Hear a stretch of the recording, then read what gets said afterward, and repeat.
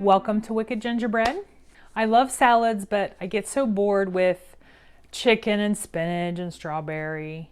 I wanted to find some different ways to incorporate some different kinds of vegetables to make salads. So today we're doing a simple sweet and sour broccoli salad. And you can switch this up it's got cranberries in it if you prefer raisins. It's got sunflower seeds if you prefer pepitas. This gives you a good baseline to get started.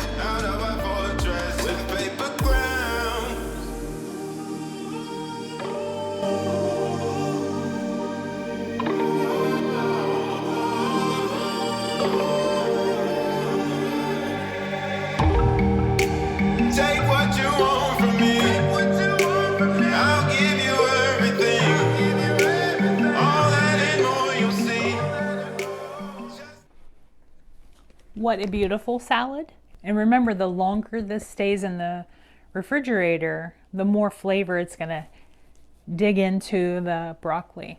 So I wouldn't even eat this now. At least chill it for 2 hours. The next day, the day after, it's gonna just keep imparting more flavor.